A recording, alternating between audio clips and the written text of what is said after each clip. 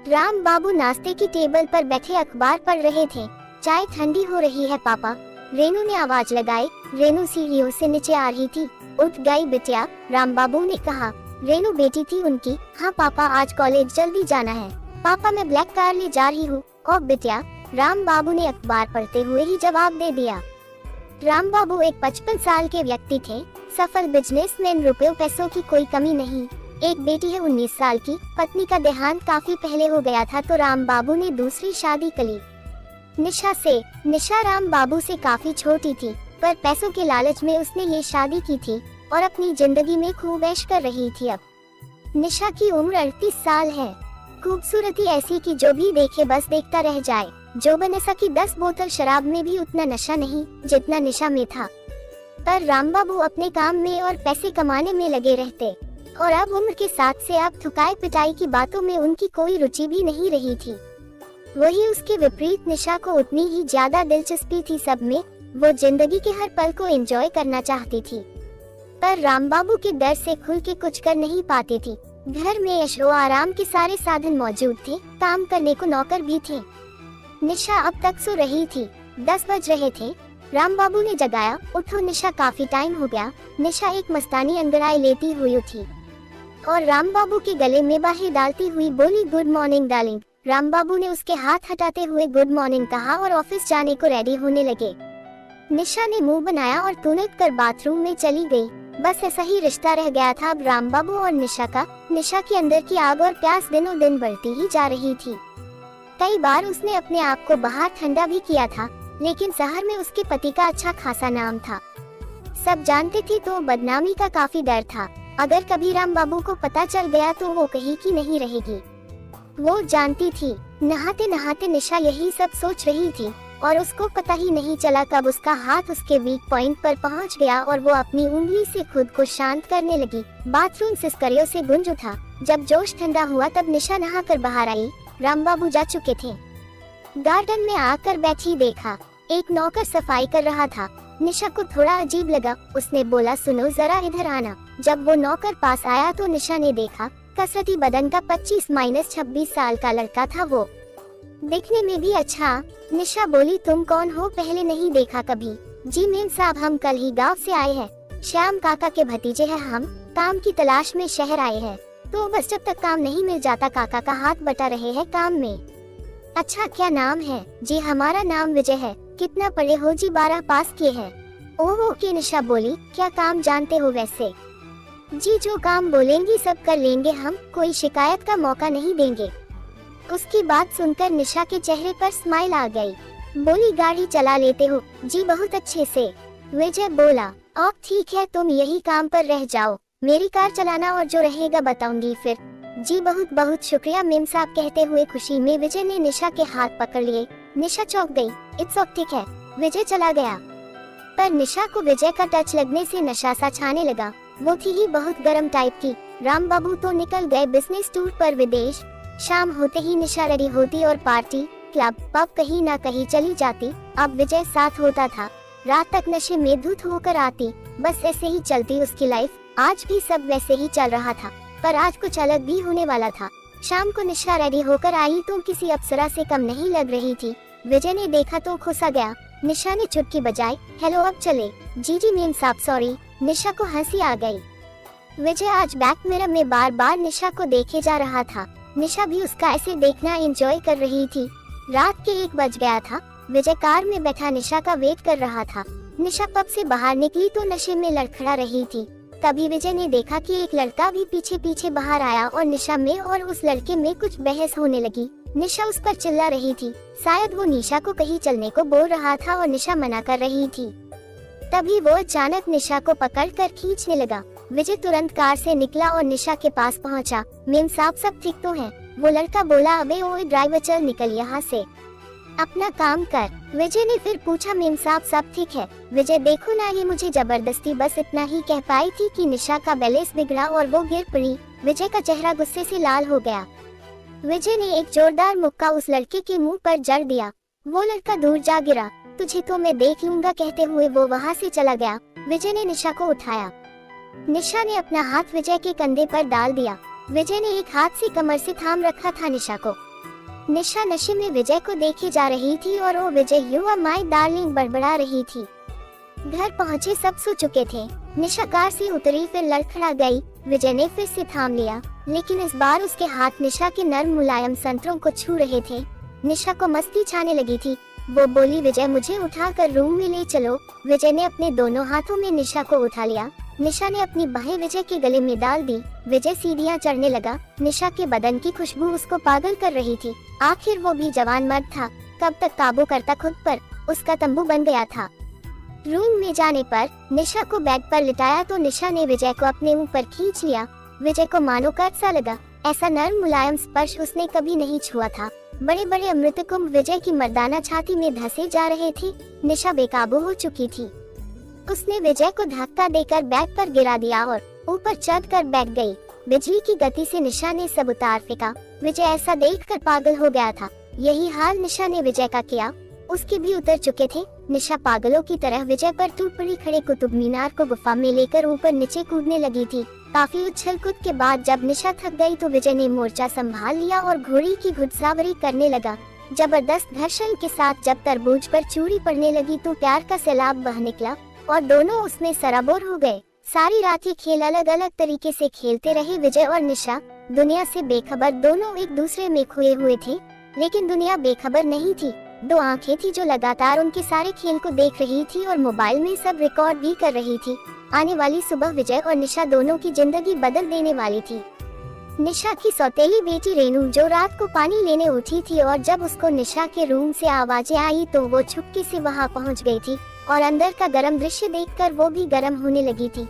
उसके हाथ अपने आप खुद की ही गोलाइयां नापने लगे थे और फिर टांगे फैल गई थी और नाजुक सी उंगली से रेनू वो सुख प्राप्त करने की कोशिश करने लगी जो निशा अंदर प्राप्त कर रही थी। लेकिन उंगली वो सुख कहाँ दे पाती है जो औजार से मिल रहा था निशा को। फिर भी जैसे तैसे खुद को शांत किया निशा ने और फिर कुछ सोचा और मोबाइल निकाल कर सब रिकॉर्ड कर लिया और अपने रूम में चली गई। उस रात नींद नहीं आई रेनू को। उसकी आंखों के सामने बस निशा और विजय का वो धक्कापेल ही दिख रहा था। विजय का याद करके ही गीली हुई थी रेनू की और फौलादी औजार भी देख चुकी थी रेनू। वो खुद समझ नहीं पा रही थी। उसने आज से पहले ऐसा कभी फील नहीं किया था, क्योंकि वो इसलिए कि रेनू अब तक अनछुई कली थी। उसने केले का स्वाद नहीं चखा था आज तक और अब ये सब देखकर उसके अंदर भूख जागने लगी थी केले के लिए। सोचते सोचते कब नींद आ गई पता ही नहीं चला रेनू को। सुबह आँख खुली तो आज देर हो गई थी। जल्दी जल्दी रेडी हुई कॉलेज के लिए नीचे आई तो निशा बैठी थी। हाय माँ, निशा ने कहा। हेलो रेनू। हाँ यू, निशा बोली। मस्त हूँ माँ, आप बताइए कल काफी लेट आई आप। निशा सकपका गई कि कहीं इसने सब देखा तो नहीं। रेनू ने बात संभाली। 12 तक मैं जाग रही थी, आप नहीं आई थी। हाँ कल थोड़ा लेट हो गया पार्टी में। ओह मोम। रेनू फिर बोली, मोम मुझे आपसे कुछ बात करनी है। हाँ बोलो ना। मोम, मेरे कॉलेज फ्रेंड्स का ग्रुप हैंगआउट करने out of town trip plan किए हैं 2 दिन का। मुझे भी जाना है, अगर आप सपोर्ट करें तो। अगर पापा से कहूँगी तो आपको पता है जाने नहीं देंगे। अभी चांस है, वो आउट ऑफ कंट्री है। हाँ क्यों नहीं बेबी, तुम जाओ, मैं संभाल लूंगी। रेनू खुश हो गई। ओह माय लवली मोम। रेनू ने निशा को हक कर लिया। एक और बात मोम, मुझे का और ड्राइवर चाहिए होगा। निशा ने कहा, बेबी काका कोई इशू नहीं, कोई भी ले जाओ। और बात है ड्राइवर की तो मेरी गाड़ी तो विजय चलाता है, चाहो तो उसे ले जाओ।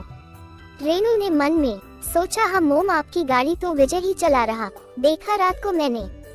हे क्या सोचने लगी। निशा ने कहा, ओह कुछ नहीं बस ऐसे ही। ठीक है फिर वेट। निशा ने आवाज लगाई, शामू काका जरा विजय को बुलाना। विजय आया तो निशा बोली, विजय तुमको 2 दिन के लिए रेनू मैडम के साथ बाहर जाना है, जाओ रेडी हो जाओ। विजय ने एक नजर रेनू पर डाली और जी मेम साहब बोलकर चला गया। कुछ देर बाद रेनू और विजय का लेकर निकल गए।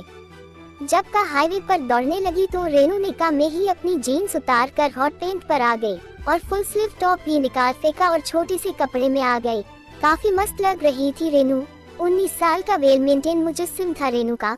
सब कुछ पूरे आकार में था, भरे हुए अमृत कुंभ, पतली कमर और सही गोलाई में ढला हुआ बड़ा सा तरबूज, रंग दूध सा सफेद, 5.8 हाइट। आप अंदाजा लगा सकते हैं कैसा मटेरियल होगी रेनू। विजय बार बार तिरछी निगाहों से नैनसुख किए जा रहा था रेनू से। रेनू भी नोटिस कर रही थी। विजय कहाँ से हो तुम? जी मेम साहब इलाहाबाद से। ओह अच्छा, और बताओ कोई गर्लफ्रेंड है या नहीं? जी नहीं मेम साहब। अरे ऐसे कैसे, यंग हो, स्मार्ट हो, हैंडसम हो, फिर भी नहीं? जी नहीं मेम साहब। क्यों, कोई मर्दाना कमजोरी है क्या? रेनू ने कहा और जोर से हंसने लगी। विजय चुप रहा। ओह सॉरी यार, जस्ट किडिंग, प्लीज माइंड मत करना, मजाक कर रही मैं। और हाँ, तुम भी एकदम फ्री हो सकते हो मेरे साथ। I am not your ma'am साहब। रेनू बोलो मुझे। जी मेम साहब। यार फिर से। ओह सॉरी रेनू मेम साहब। रेनू हंस दी।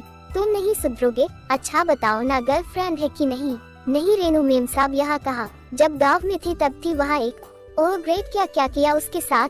विजय चुप रहा। यार बोलो ना, क्या शर्मा रहे हो लड़कियों की तरह? रेनू ने बोलते हुए 2 बियर की केन निकाली, एक विजय को पकड़ा दी, एक खुद पीने लगी। विजय ने भी ले लिया। दोनों में बातें होने लगी। सफर चल रहा था। अब विजय भी थोड़ा फ्री हो गया था रेनू से। 2 घंटे की सफर के बाद एक ही स्टेशन के रिसोर्ट में पहुँचे। यहाँ रेनू ने पहले ही बुकिंग करा रखी थी। रेनू रिसेप्शन पर पहुंची, रूम की चाबी ली, तब तक विजय बैग लेकर आ गया था। Come on Vijay, follow me. आगे आगे रेनू चल रही थी, विजय पीछे था। जब रेनू चल रही थी तो उसके गोल गोल भारी मटके अटखेलिया कर रहे थे। छोटा सा शॉट संभालने में असफल लग रहा था। विजय का खड़ा हो रहा था देखकर, पर उसने खुद को कंट्रोल किया। रूम आ गया था। डोर ओपन कर रेनू और विजय अंदर आ गए। बैठो विजय। दोनों बैठ गए। रेनू रिसेप्शन पर ही वाइन ऑर्डर कर आई थी। वाइन आ गई। रेनू ने 2 पैक बनाए, एक विजय को पकड़ा दिया। दोनों पीने लगे, एक के बाद दूसरा भी ले लिया।